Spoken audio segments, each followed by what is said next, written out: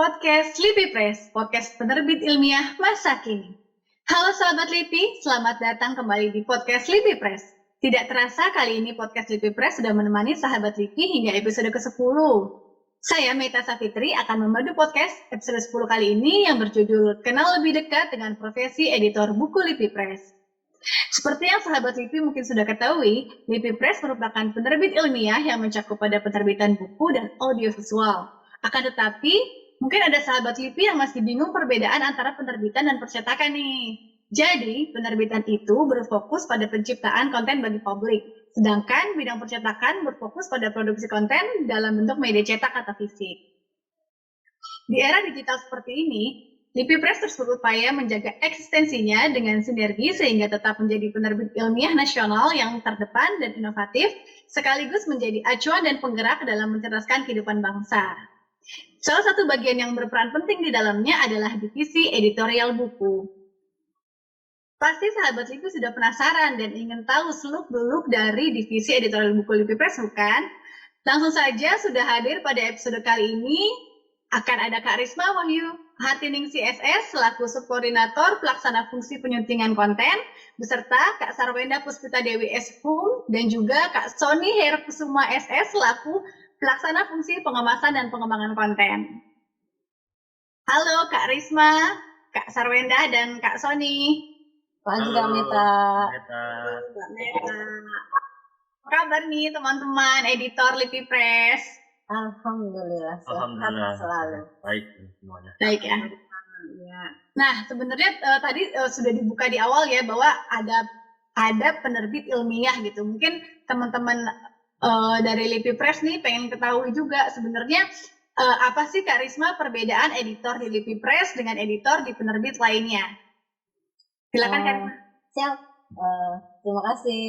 Jadi di LIPI Press itu masuk ke penerbit ilmiah yang dia setara dengan penerbit perguruan tinggi. Jadi kalau secara apa sih perbedaan editor LIPI Press dengan editor di penerbit lain, dalam sisi tugasnya itu tetap sama, pekerjaannya sama, proses editingnya sama, tapi hal-hal yang harus diperhatikan itu sama.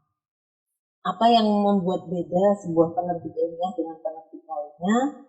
Satu hal mungkin kita lebih pada penelusuran data ya. Penelusuran data itu akan lebih dijaga dari sisi awal naskah masuk pun kita sudah ketat ya, maksudnya kita harus selalu menyampaikan bahwa teman-teman tolong penulis dilengkapi sumber ketika menggunakan sitasi atau gambar dan tabelnya itu harus dilengkapi dengan sumber.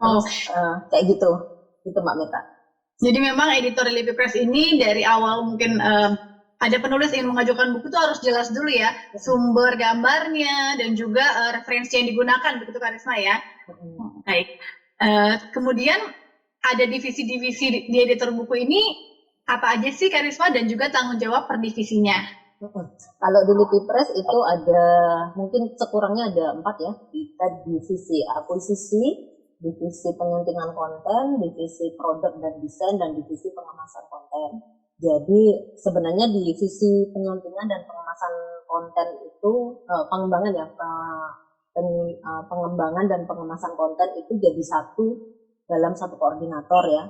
Kemudian selebihnya masuk ke divisi. Di divisi akuisisi itu teman-teman editor punya tanggung jawab untuk mencari naskah, menilai dan menelaah ya. Jadi editor itu menjadi seperti penyambung antara penulis dan penilai ya. Untuk entah pakar atau seperti itu. Kemudian ada divisi penyuntingan konten ya, kami berusaha menjaga naskah dari tim akuisisi. Kita dapat naskahnya, kita berusaha untuk mengemas dan mengembangkan kontennya. Jadi berusaha, kalau dari sisi bahasa jelas kita harus mengecek ketelusuran datanya, benar tidak kalimatnya, itu ya kita selalu pastinya berhubungan dengan penulis. Kemudian ada divisi produksi dan desain. Di sini naskah yang sudah selesai kita sunting, sudah kita lengkapi keseluruhan ketelusuran datanya, kemudian diproduksi. Nah, produksi di sini tuh ada namanya tata letak ya. Jadi memang kita layout, kita desain seperti apa, kita siapkan juga cover bukunya, kemudian masuk ke pengemasan atau diseminasi ya yang paling akhir. Jadi ketika buku sudah selesai dari sisi produksi dan desain, kemudian kita berusaha untuk menyebarluaskan. Jadi di divisi diseminasi ini, gimana caranya Lipi Press untuk agar buku ini terbaca atau sampai kepada pembacanya ya. Jadi entah itu dengan knowledge sharing, entah itu dengan aktif di media sosial, menyampaikan bahwa ini loh buku ini sudah terbit. Itu Mbak Met. Oke, Karisma, berarti editor ini bisa disebut juga sebagai semuanya ya, Karisma ya, dari mulai awal sampai nanti diseminasi juga itu dari editor seperti itu ya. Jadi peran penting editor buku ilmiah ini juga sangat besar ya, membantu sekali penulis yang mungkin dari peneliti seperti itu ya. Ya, dari jabatan fungsional lain sih juga bisa mereka. Mungkin kayak kearsipan itu kan mereka juga punya hal yang bisa disampaikan ya. Banyak sih sebenarnya, banyak yang menulis selain peneliti. Jadi insya Allah kalau di Lipi Press semua ilmu pengetahuan ya bisa kita terbitkan ya menjadi sebuah konten yang menarik untuk bisa sampai kepada masyarakat. Wow, keren banget ya. Berarti ini buat sahabat Lipi yang memang sudah tahu informasi tentang Lipi Press, terus misalnya pengen nulis, apalagi sekarang ada program akuisisi ya Karisma ya. Itu lebih menarik lagi karena teman-teman pun nanti akan mendapatkan insentif akuisisi seperti itu ya. Terima kasih Karisma. Kita lanjut untuk ke Kak Sarwenda. Mau tanya dong, bagaimana sih alur kerja editor buku di Lipi Press ini? Alur kerja editor buku di Lipi Press itu tadi kalau kita ngacu ke divisi-divisi di Lipi Press itu dimulai dari divisi akuisisi. Di mana itu adalah divisi untuk pencarian naskah yang kita lakukan baik secara pasif maupun kita sekarang lebih aktif. Jadi kita mengadakan sosialisasi ke berbagai instansi, kementerian, lembaga, bahkan juga universitas gitu untuk menjaring berbagai macam naskah yang potensial layak untuk didiseminasikan ke masyarakat luas, yaitu melalui program akuisisi itu. Nah, ketika nanti kita sudah mendapatkan beberapa naskah itu akan kita kelola, akan kita pertama kalau misalnya udah lolos gitu ya, udah kita tetapkan oh ya ini naskah udah bagus, udah lolos dari telaah juga, nanti akan masuk ke proses penyuntingan. Nah itu tadi disebutkan sama Mbak Risma, divisi penyuntingan itu bergerak di situ kemudian, yaitu ada copy editing, kemudian proofreading. Kita melihat itu dari sisi kebahasaan, kemudian sisi keurutan penomoran citasi, juga penulisan daftar pustaka, kita mengecek konsistensinya di situ. Itu tugasnya untuk copy edit dan proofread. Kemudian setelah itu selesai, kita juga masuk ke tahap produksi tadi, yaitu layout, kemudian pembuatan desain sampul, nah seperti itu. Selanjutnya kalau udah selesai di situ, kita maju ke divisi diseminasi tadi. Seperti itu Mbak Meta. Secara garis besar ya, tugas editor di Lipi Press, jadi dia membawai semua divisi itu tadi gitu. Oke. Kemudian untuk Lipi Press ini kan mungkin terjadi perubahan ya, yang dulu dengan yang sekarang. Lalu apakah inovasi-inovasi yang terbaru dilakukan Lipi Press dalam menghadapi era digital? Ini mungkin untuk Karisma juga ya. Terima kasih.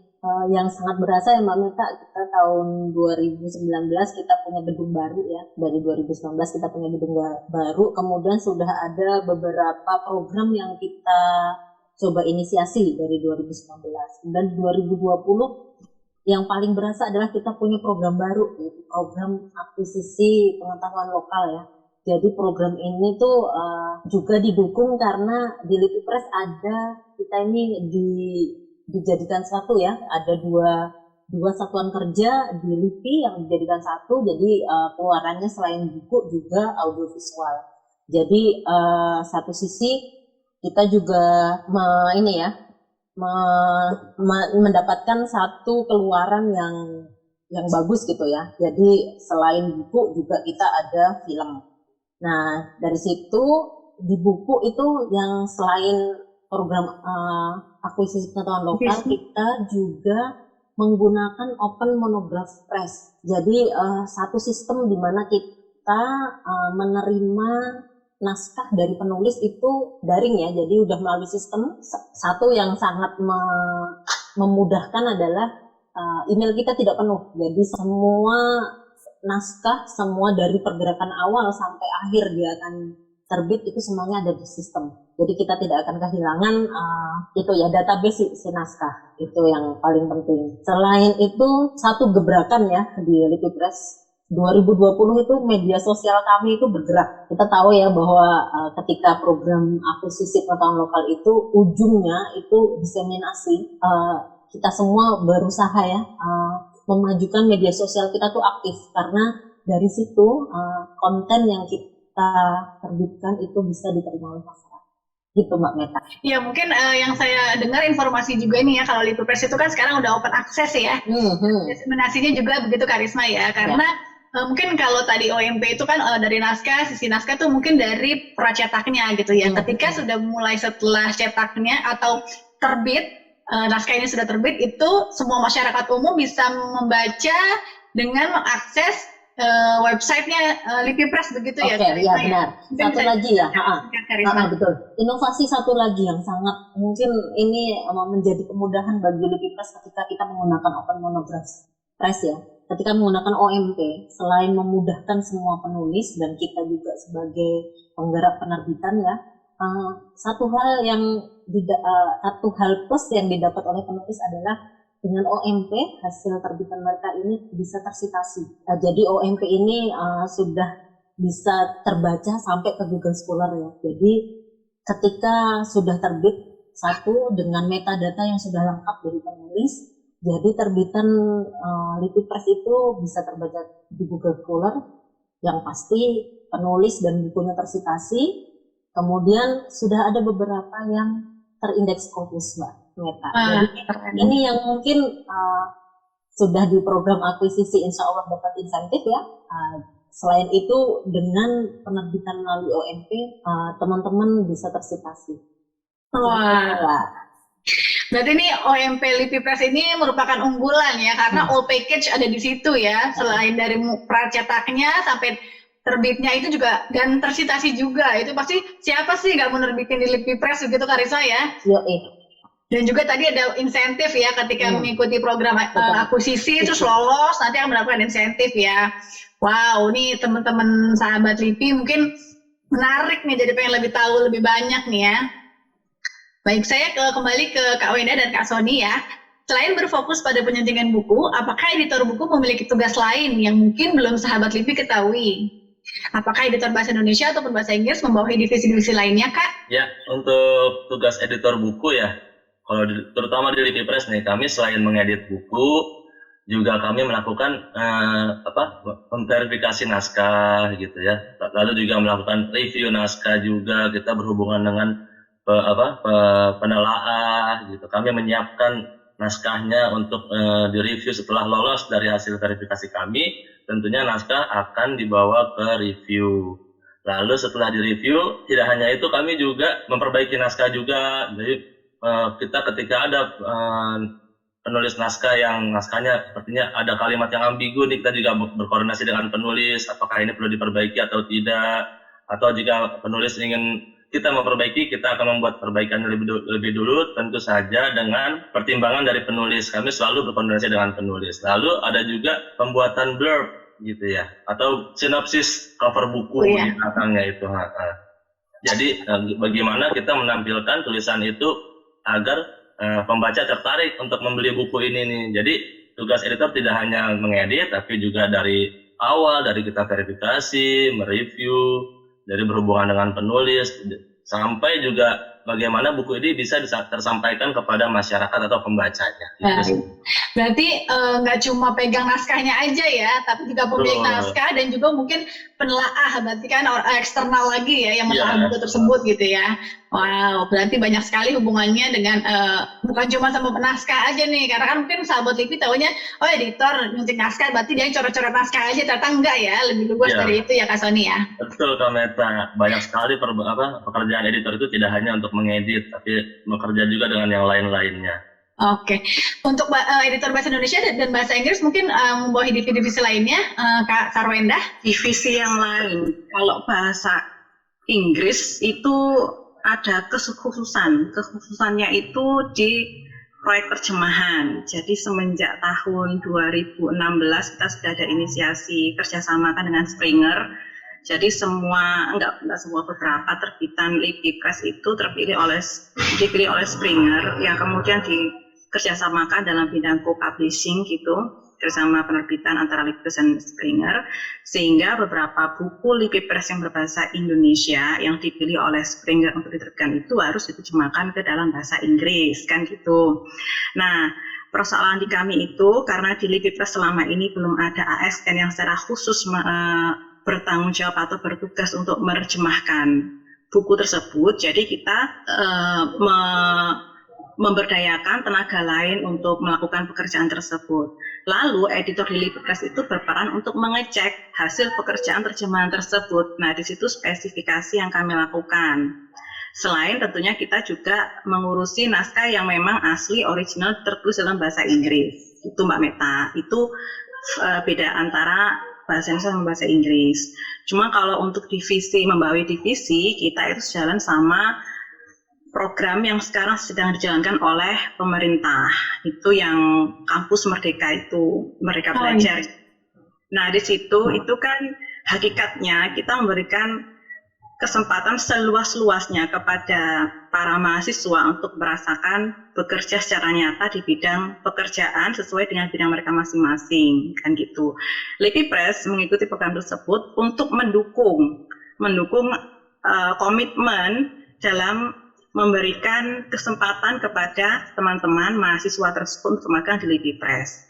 Tentu saja dalam hal ini kita menyesuaikan kira-kira apa sih yang diperlukan oleh LIPI Press yang itu cocok bagi mahasiswa magang di LIPI Press. Kemudian kita cari di divisi 4 divisi LIPI Press itu ternyata semuanya itu masuk gitu. Mulai dari divisi akuisisi sampai divisi diseminasi.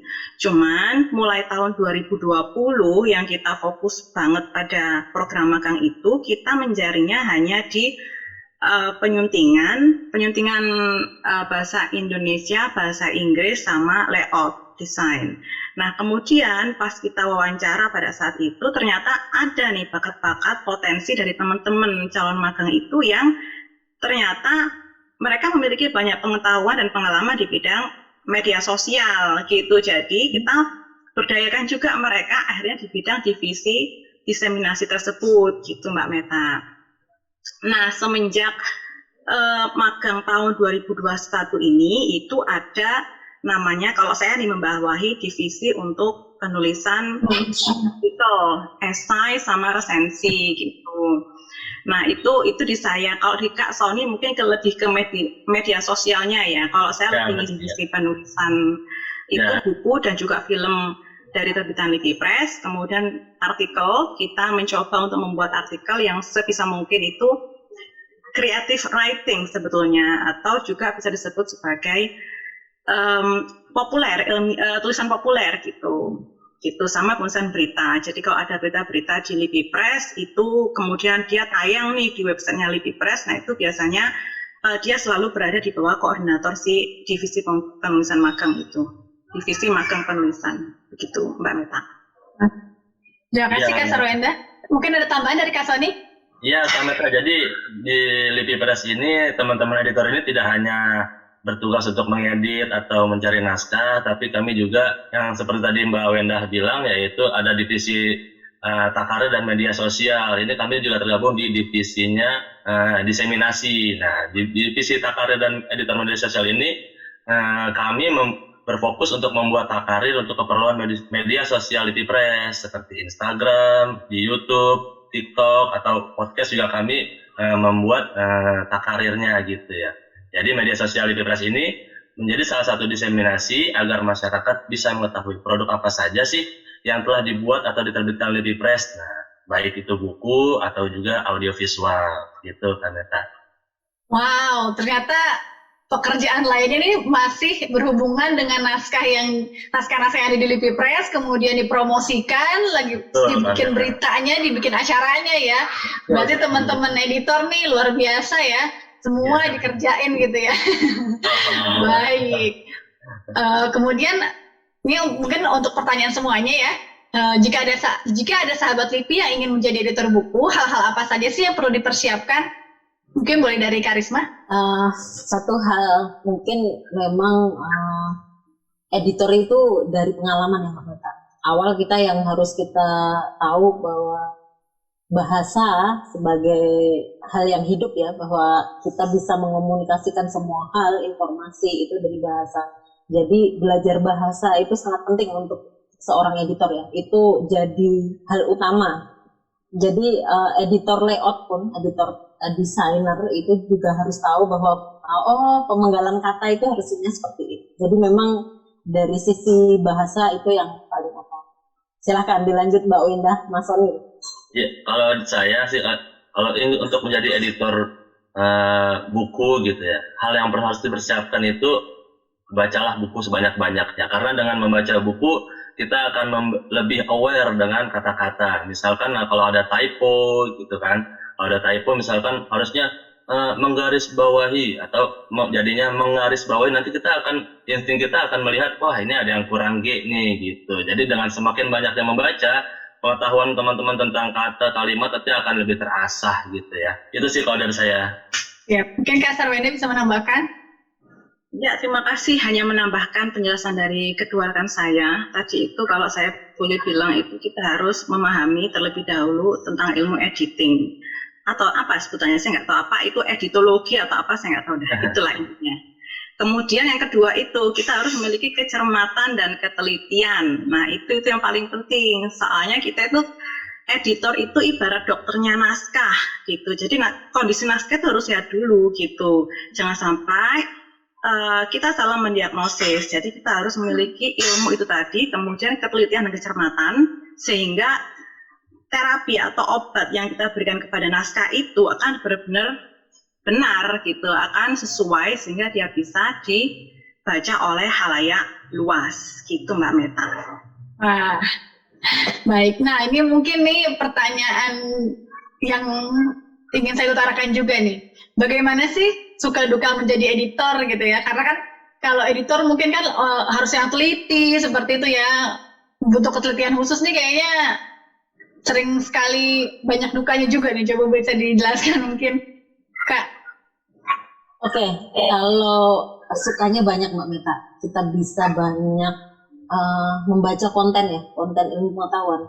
Mulai dari radar, ternak sapi, morfologi tumbuhan, hewan, air, apapun. Masya Allah itu kalau kita baca buku kayaknya udah nggak ada yang kurang lagi dah ilmu yang kita dapat ya ketika menjadi seorang editor.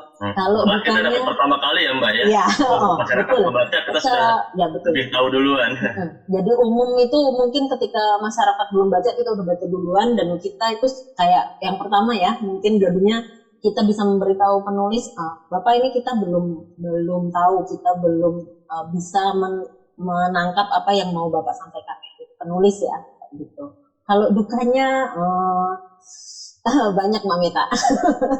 Kalau dukanya banyak di penerbit Libby Press ya, penerbit korporatnya pemerintah. Jadi satu hal yang mungkin perlu kita selalu sosialisasi ke penulis adalah perbedaan penerbit dan percetakan ya Mbak Meta. Tadi udah di awal digarisbawahi sama Mbak Meta bahwa sosialisasi terhadap penerbitan, beda penerbitan dan percetakan itu harus selalu disampaikan. Karena dari titik itu kita bisa tahu, oh beda loh penerbitan. Jadi bagaimana seseorang itu bisa menulis buku ya nanti dari situ sampai diterbitkan itu bisa lebih nyaman. Kalau saya suka dukanya juga banyak. Sukanya kalau ada penulis yang masuk bukunya ke kami, itu tulisannya sangat bagus, jadi kita membacanya juga enak. Dukanya kalau ada penulis yang memasukkan naskahnya tidak beraturan, misalkan kalimat antar kalimat tidak jelas, kami harus berpikir ulang lagi. Jadi misalkan naskah 100 halaman bisa dikerjakan 3 hari jadi 2 minggu karena beratnya teks naskah yang harus kami perbaiki. Ya, itu juga salah satu duka juga itu. Tapi kalau sukanya sih ya banyak banget. Salah satunya yaitu kalau ada penulis yang tulisannya bagus. Tapi rata-rata memang penulis ini banyak yang menulis pertama kali dan menerbitkan bukunya pertama kali. Nah, itu kadang-kadang kami akan lebih banyak interaksi dengan penulis agar tulisannya lebih baik lagi. Gitu sih. Gitu, Kak Meta. Ya, kalau dari saya, Mbak Meta, seperti ini ya, di mana ada kesulitan, bersamaan itu ada kemudahan. Jadi menurut saya itu buka itu udah all in one gitu. Cuman 2 hal yang saya dapatkan sejak Januari 2010 menjadi editor di LIPI Press itu sampai saat ini saya menyadari bahwa sebenarnya pekerjaan ini itu bisa jadi sama juga dengan pekerjaan yang lain, bahwa pada akhirnya pekerjaan ini menuntun saya atau mungkin juga teman-teman editor yang lain juga untuk melatih kesabaran dan memperbanyak rasa syukur, di mana kesabaran itu tadi sebenarnya oleh Mbak Risma, Mas Sony ya seperti itu jenis-jenisnya kayak gitu. Itu seolah seakan kita tuh mengandung 9 bulan gitu. Jadi kita harus sabar banget merawat naskah itu, pokoknya membuat naskah itu sebagaimana bisa menarik gitu, bagus dari segi kualitas, dari segi tampilan, dan itu bisa mencerahkan pembaca, tidak memberikan disinformasi, tapi itu benar-benar informasi yang valid gitu kan. Nah itu kita harus telaten, kita harus sabar banget. Ketika nanti 9 bulan udah waktunya untuk terbit, lahir gitu, kita akan bersyukur banget, wow akhirnya jadi juga ya buku ini dengan pekerjaan, dengan usaha yang berdarah-darah ibaratnya kayak gitu. Nah, jadi itu adalah 2 hal suka duka yang saya rasakan gitu Mbak Meta. Kalau bukunya terbit itu kita wah senang sekali gitu, akhirnya bisa terbit bukunya yang kita produce gitu kan, yang kita kerjakan. Karena mungkin mengawali dari awal ya, sampai nanti membuat acara sampai bukunya terbit, berarti ada kebanggaan juga dari teman-teman editor LIPI Press. Baik, terima kasih. Sama-sama Kak Meta. Tanpa terasa ya sahabat LIPI, waktu telah berjalan dengan cepat. Terima kasih kepada para editor LIPI Press, Kak Risma, Kak Wenda, dan Kak Sony yang sudah meluangkan waktunya untuk berbagi dengan sahabat LIPI. Semoga podcast kali ini dapat memberikan informasi bermanfaat kepada sahabat LIPI terkait dunia editor buku. Sekian podcast episode 10 kali ini. Nantikan terus edukasi serta informasi menarik lainnya di podcast LIPI Press selanjutnya. Podcast LIPI Press, podcast penerbit ilmiah masa kini. Sampai jumpa.